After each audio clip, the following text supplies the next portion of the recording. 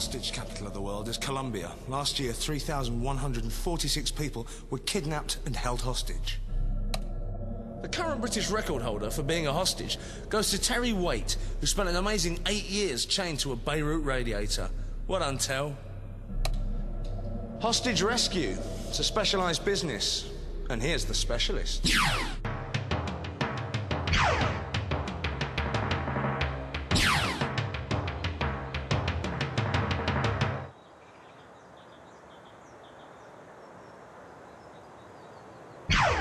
Here's the scenario.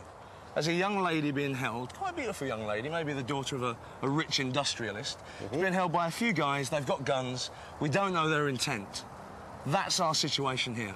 What are we going to need to get her safe out of there and to eliminate the enemy?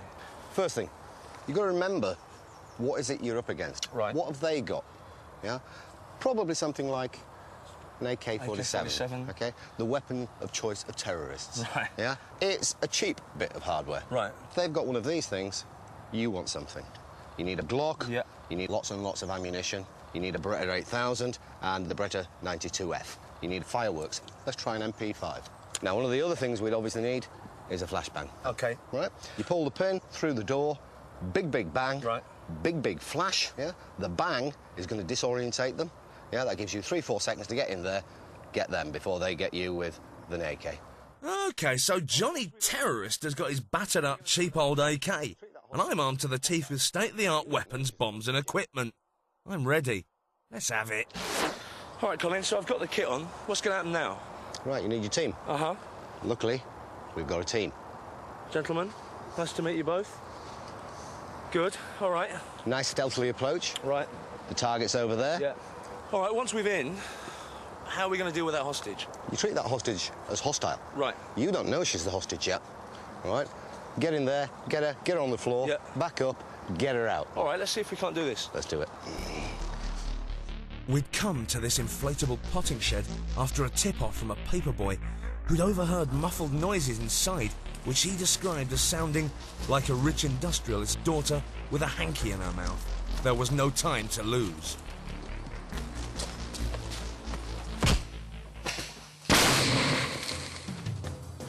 OK, I'm in. The terrorists are down and I've located the hostage.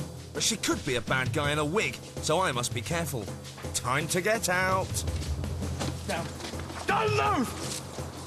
Stay down! Lay down! Don't move! The terrorists have been neutralised and the alleged hostage is free. That was really pretty cool. Why don't we see what we've learned? Make sure you have the right kit, especially a gun. Throw in a flashbang and cover all angles. Trust no one. Assume everyone is a crazed terrorist until otherwise proven. Stay down, punk. There it is, your basic guide to hostage rescue. I'm off to teach my ballet class. Still to come on Danger 50,000 Volts. We show you what to do if your hand becomes jammed in a baler.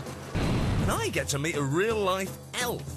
It's almost as if he's one with the forest.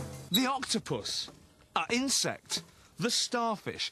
What have all these creatures got in common? Oh, let me have a think. They've all got more limbs than us, so losing one to them is certainly no big deal. So what happens to you if the worst comes to the worst and a machine animal or limb thief decides to snatch one of your appendages? You need to know what to do.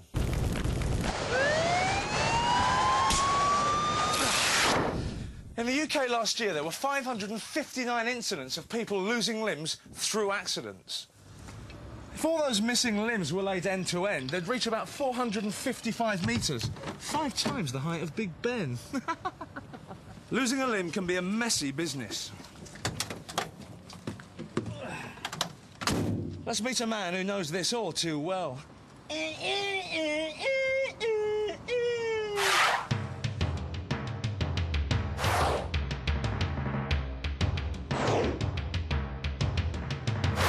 Hello, John, how are you? Nice to meet you. You've got quite a story about this machine. Yes, I lost my right hand in that. Right, can you tell me what happened? Well, in actual fact, I actually fell in and my hand was grabbed hold of by the rollers. How far did it pull you in? It pulled me in, well, just to the wrist. And did it stop once your hand went in, or was it still... No, the wheels, the rollers kept turning and, you know, chewing at my hand, trying to pull it in. Right. And I was looking for a way out, and I found I still got my penknife on me. Uh-huh. And my arm, through the friction, had heat damage. Right. Cooked it, basically. So And so I thought, well, it's not going to hurt me. Right. In with a knife. Have you got the knife on you? Yes, I've got the knife here.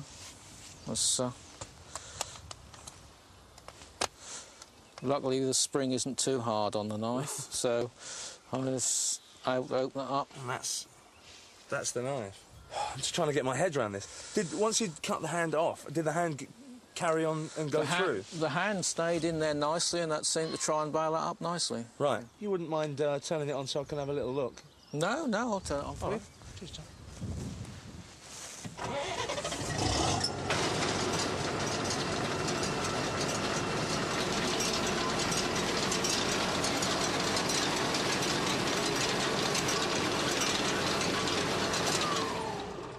Thanks, John. Although John managed to retrieve his hand, unfortunately it was too badly injured to save. But in other circumstances, there are things that you can do. Let's find out. Meet paramedic Jason. He's got some handy hints for dealing with limb loss. My lady's hand is all that's left. OK, so the first thing would be to stop the bleeding at the stump. So we're pinching to stop the bleeding. Direct pressure to the amputated, to the stump, which has been amputated. Try and stop the incessant bleeding. OK, so we've found the hand. What's the first thing we need to do? The first thing we need to do is to rinse this in sterile water or clean water in the absence of anything sterile. Thus? So you would just literally rinse it off to rinse any dirt or grime from the actual wound, which is... And the rest of the body wouldn't feel any pain from that, would they? That wouldn't, no. Cleanse the severed limb. Not whatsoever. All right, what now? Then you need to wrap it up in something sterile. If you haven't got something sterile, then something as clean as possible. Like a towel? We've got a nice clean towel here. So you would just simply wrap the amputated part up. Wrap it up like a gift. We then need to cool the part. Right. We mustn't freeze it, because if you was to place this into a freezer or onto direct ice, you'd actually cause a cold injury to the hand, frostbite to the hand. Wow. So what you need to do is you need to have good amount of padding or sterile material between the limb and the ice. Right. So we could just take some ice, like so, and then just literally pack the limb with ice. Chill the limb to below room temperature. All right, well, Jason, thanks for that. Hopefully, if my hand falls off, you're the man I'm going to call. OK, thank Cheers, you. Jason. All right, that was Jason there. You need to know what happens if a limb should fall off. Why don't we recap? Recover the part, rinse, then wrap it. Recover, rinse, wrap. Simple. Cool it, but don't freeze it. So that's what you do if a limb decides to become unattached. And do remember, danger lurks everywhere, especially in rotating blades and very sharp industrial cutting machines. Stay safe.